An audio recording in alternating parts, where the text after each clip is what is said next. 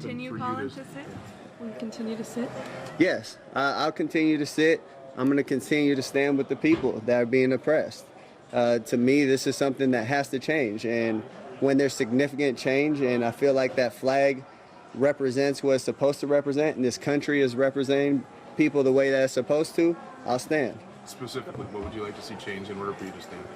One specifically is police brutality.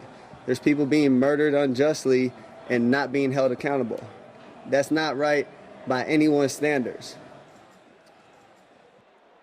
It's been almost 4 years since NFL quarterback Colin Kaepernick began a peaceful protest against police brutality and racial injustice. At first sitting and then kneeling when the national anthem played during games. Last week, in the middle of a nationwide movement against racism and the police killing of George Floyd, the debate around protest and football came up again. I will never agree with anybody disrespecting the flag of the United States of America or our country. That was Drew Brees, superstar quarterback for the New Orleans Saints. And when I look at the flag of the United States, I envision my two grandfathers who fought for this country during World War II. Brees is a white quarterback in a league where 70% of the players are black. Most of the coaches are white, and almost every single team owner is also white. For many black players, including Brees' own teammates like safety Malcolm Jenkins, his comments were disappointing. You don't understand the history and why people like me, people with my skin color, whose grandfather fought for this country, who served, and I still protested against that, not against the national anthem, but against what was happening in America. I'm telling you, my communities are dealing with these things. And your response to me is, don't talk about that here. This is not the place. Drew, where is the place, Drew? Brees walked back what he said and made multiple apologies. I know that it hurt many people, especially friends, teammates. I wish I would have laid out what was on my heart in regards to the George Floyd murder, Ahmaud Arbery, the years and years of social injustice, police brutality, and the need for so much reform and change. But the anger and frustration sparked by the moment, led by black players, provoked a response from the league. We, the National Football League, admit we were wrong for not listening to NFL players earlier and encourage all to speak out and peacefully protest. That was NFL Commissioner Roger Goodell in a video statement last week. A pretty stunning admission from a league that banned on-field kneeling in 2018. Does this mean the NFL and its fans are ready for change? I'm Tremaine Lee, and this is Into America. I sat down with NFL wide receiver Brandon Marshall, a longtime player and, quite frankly, one of the best I've ever seen play the game. We talked about his personal experience with these protests and what's changed inside the league since Colin Kaepernick first took a knee in 2016. He thinks this time, it just might be different. No one can push the NFL around. But man, when we're talking about this movement, Black Lives Matter, this is bigger than the NFL.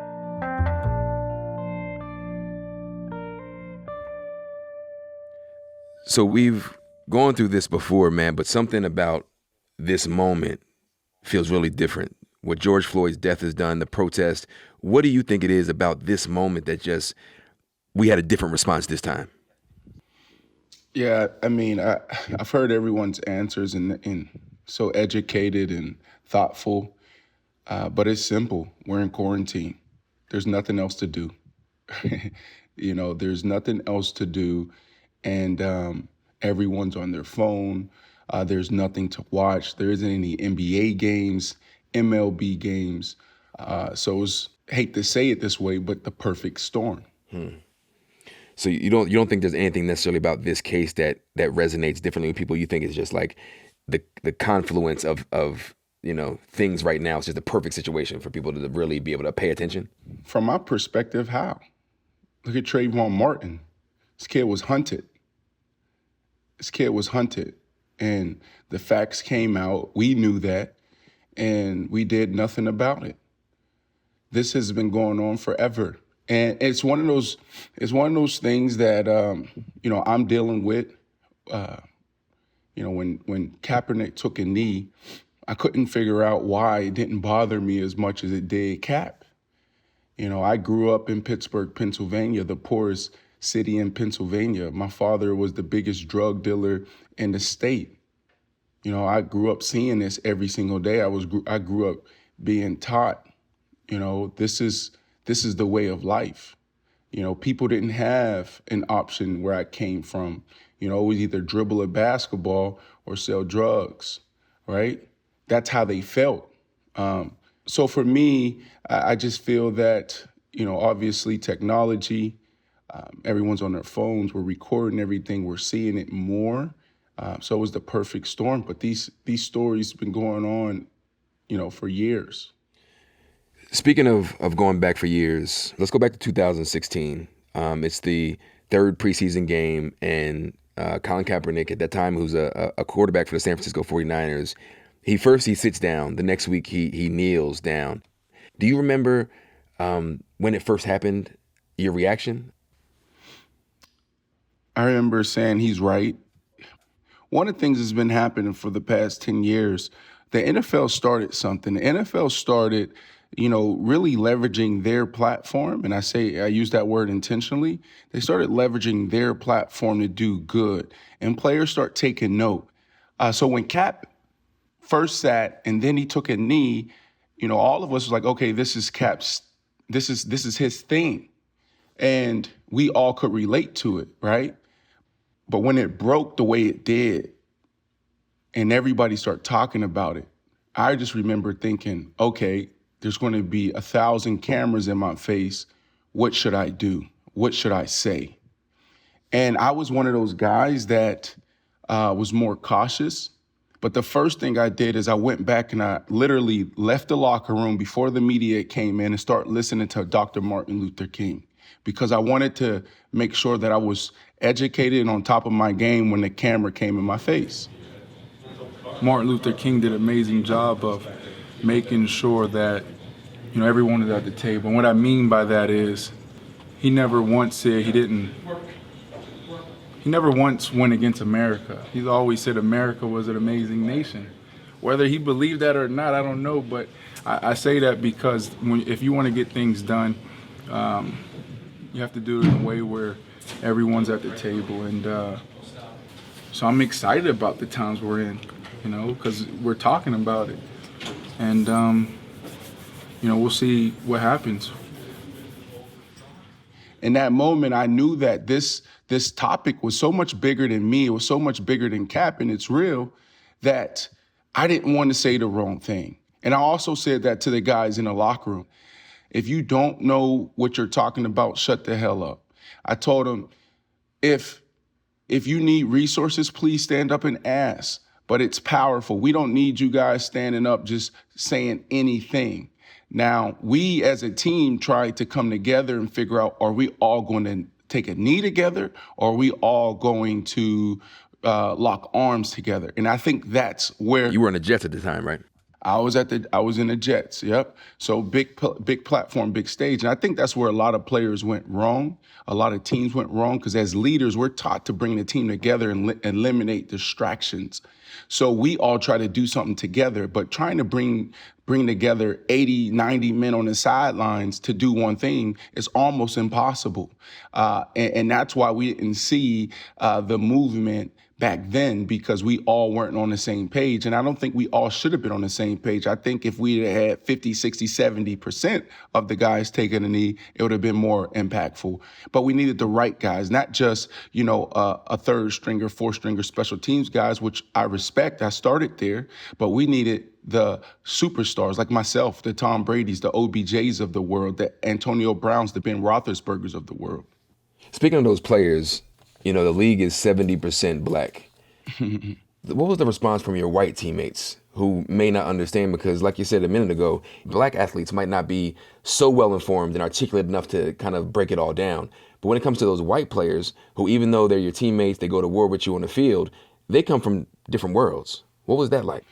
I do want to say this. Now there's more people, there's more white athletes, more white people that are standing up. it's almost like their back is against the wall and like, you have to say something. It's not enough to say you're not racist.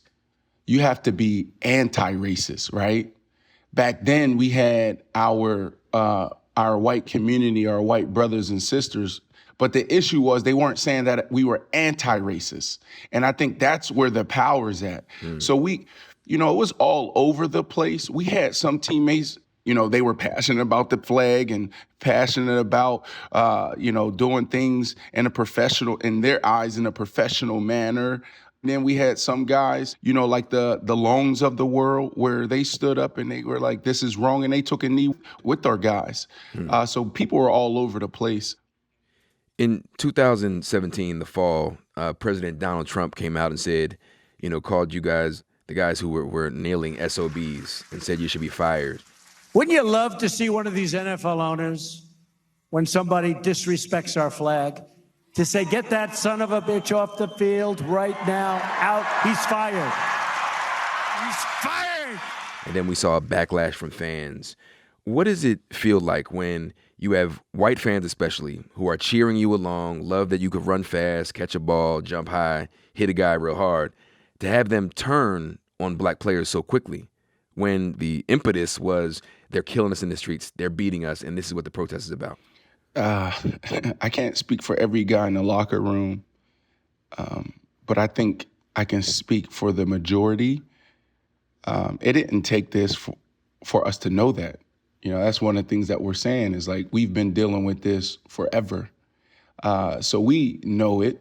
You got to think about it. When you're in college and you go to West Virginia to play the Mountaineers, or you go to Virginia and you're playing against Marshall, you're probably going to get beer bottles thrown at you. So we hear these stories. So, there wasn't a big difference, right? We were just having a discussion. Wow. Does that take away from the experience? You work hard your entire life? No, there isn't a huge difference. You can go to, I've been in Baltimore, I've been in Kansas City. They're great fans, majority of them, but I've been in Baltimore, a city that's similar to a place where I've grown up, where I grew up, Buffalo. There's been some times where those NFL fans I've heard them call, my teammates or guy on another team, I've been called out my name. It's just one of those things. It's life. So that's why when I say when Cap took that knee, I was kind of numb to it, is because in our neighborhoods and how we're raised, there's an extra phase toward the development of a black kid. We have to learn how to survive. Our parents have to teach us how to survive. You're not a good black parent if you're not teaching your kids about, police brutality. If you're not teaching your kids how to, operate when you get pulled over. Like a lot of those discussions we have when we are in elementary, middle school, right? A lot of our teachers teach us that in school. So, I just think it's a way of life. And for me, that's why I always go back to like, dang, it just didn't hit me as hard. And really, George Floyd is when I really start feeling for the first time, because I'm like, man, I'm built to survive. I'm built and trained to make it.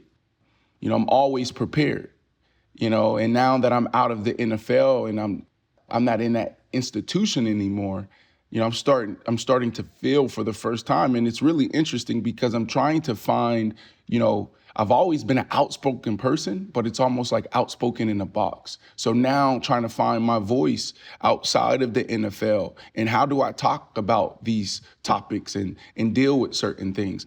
But I would say this, and this may even go to like the Drew Brees discussion. Why are we getting mad when people stand up on their platform and speak their truth? Like, let people speak their truth, because now we know exactly who is who. And now we can use them as examples and have these conversations of, this is what we're talking about. This is the privilege we're talking about. We can't get wrapped up in changing the heart of man. Now we need to use men and women as the example to show people like this is what we're talking about. But they believe what they believe. We need to change the system. That's what we need to change. We need to put our energy there. Anything outside of just using people's tweets and Instagram posts or their statements as examples is a waste of energy, because Drew Brees believes in what he believes in. His grandfather served this country. Great. Thank you. He fought for our freedom. Thank you so much. But this has nothing to do with this topic. We'll be right back. Stick with us.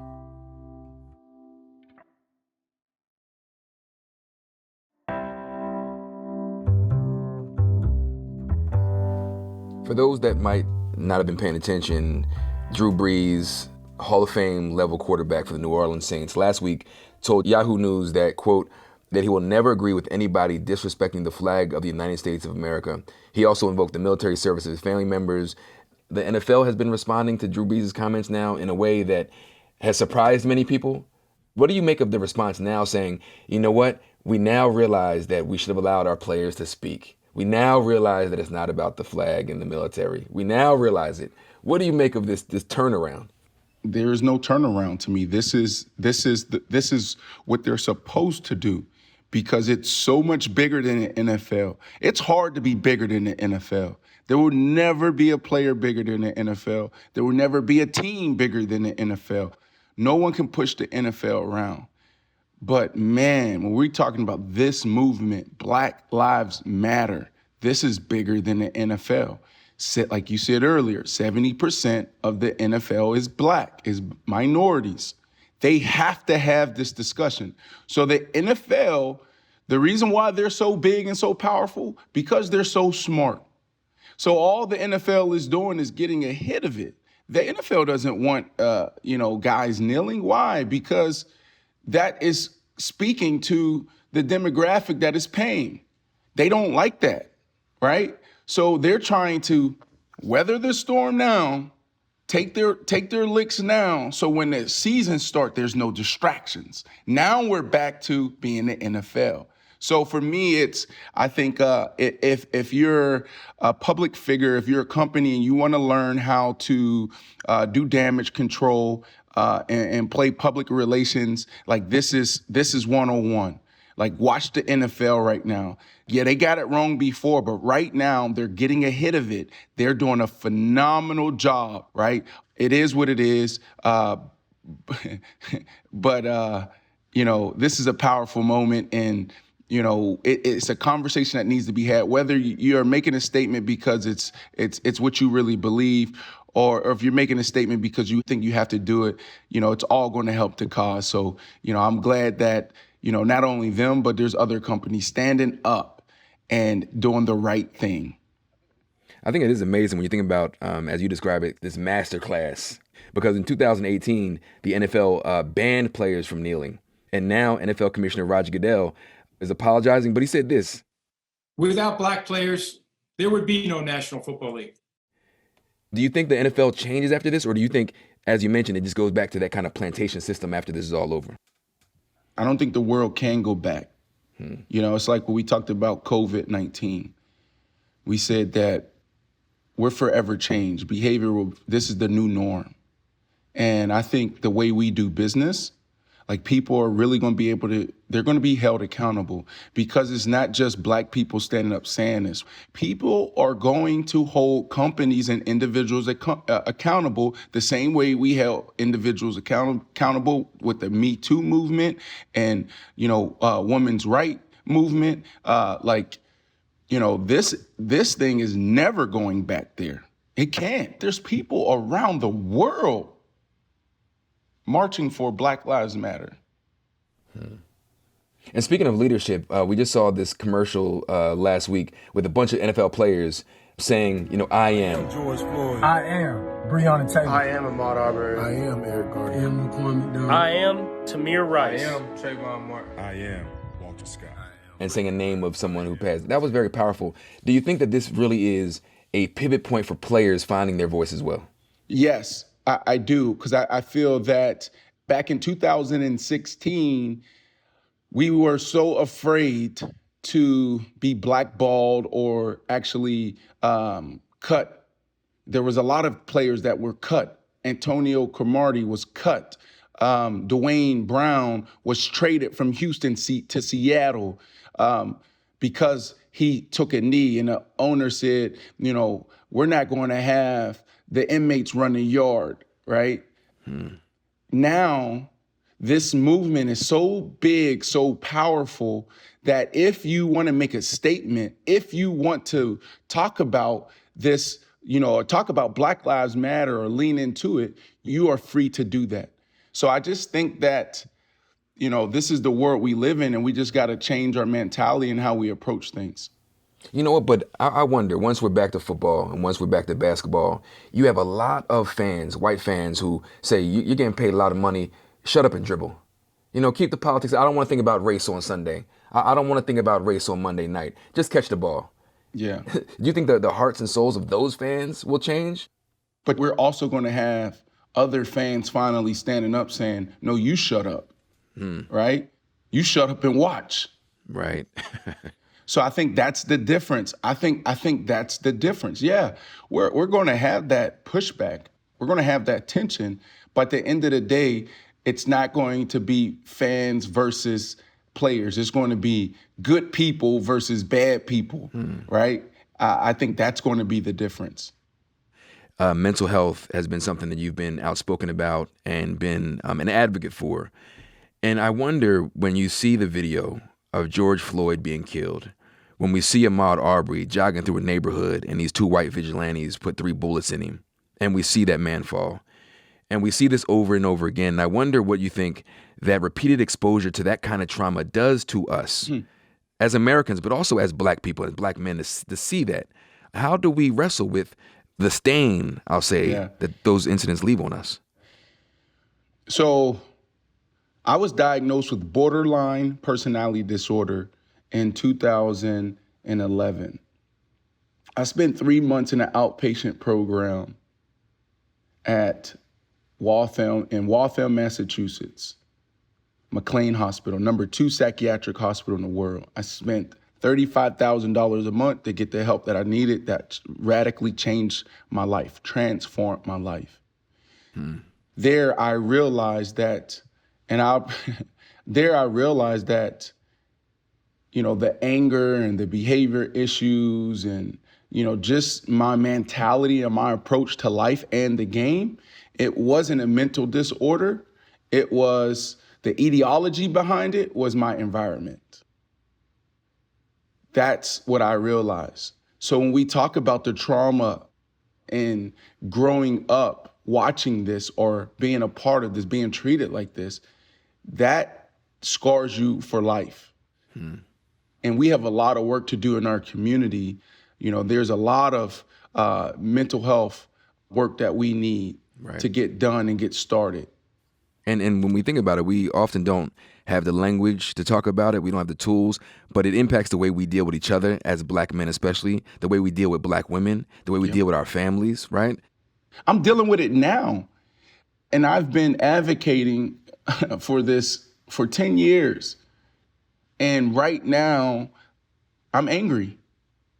But what's interesting is I'm sitting back and I'm watching my response to my wife, to my children, how short I am, right? And I'm like, holy crap, let me fix this. Because I just watch MSNBC or CNN and I'm outraged, right?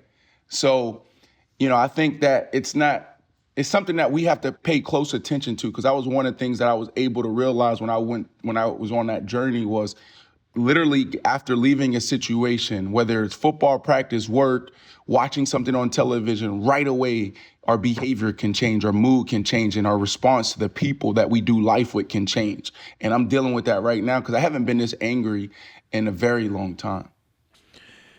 Moving into a new season with the NFL, what do you want to see from other players now? Specifically, like the white players, as they're watching their teammates, wrestle with all this stuff going on and struggle with it and see the news. What do you hope and expect for them? Well, yeah, I think that there's some guys, man, we're talking about $1 billion business, multi-billion dollar business with $1 million athletes. We're not going to have everyone take a knee. We're not going to have everyone stand up, right? Because they're going to protect their nest. But I know for a fact that there's going to be the Ryan Tannehills of the world, even the Drew Breeses of the world, that are going to stand up and fight the same fight that we've been fighting for years. So I just want those guys I just want them to stay strong. I don't want them to burn out. Whatever the movement is, I want guys to do it together. That's what I want to see. If we're going to take a knee, let's take a knee together. If we're going to lock arms, let's lock arms together.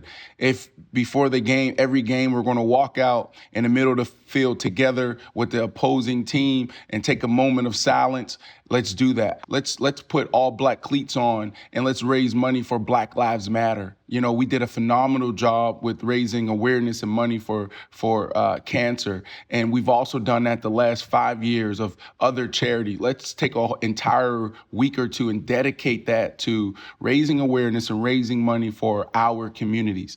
So I just want guys to just continue to move forward, have this discussion, use the platform. And then also, I will say this as well. Platforms is everything. There's a lot of companies standing up saying that, you know, we're donating $100,000, $200,000. That's nothing. We can't take that bait. That we can't. It's not even that it's a drop in the bucket. It's just like that's what it's just checking the box. Let us participate. Let us sit at the table. Give us a job. You know, look at us. Look at our neighborhood. Use this moment to do good. You know, this is a discussion that we have to have. It's probably the most uncomfortable conversation that you can have, you know, at home, at work, and we have to have it. You know, one thing you said earlier, and I don't know if you broke news or I missed the news, you said now that you're out of football. Wait, I'll let it slide by. I said, let me come back to that. Are you done? I mean, because you're a free agent officially, but are you making news now, man? Are you stepping away? Well, until I catch another pass, I'm done. I'm built in my company right now. Yeah. There's a few teams that want to move me inside in the slot, and they want to take a look at me at H-back or tight end. So there's some interest there. We'll see how things go in the next month. I feel great. You know, I've been working out. I always work out as part of my life and training. So we'll see. Tight end Brandon Marshall, man, that might be exciting. That might change the game right there. Years at the H-back. I wouldn't say tight end. You got to block those big Julius Peppers of the world. Thank you so much for your time, man. You know, I'm an NFL fan. I'm an Eagles fan, but I've watched your career, man. It's one, on the field, obviously, we understand how proficient and prolific you were as a receiver, but I think more impressively is your redemption story. So I applaud you for that. You've had quite a journey. Yes, thank you so much.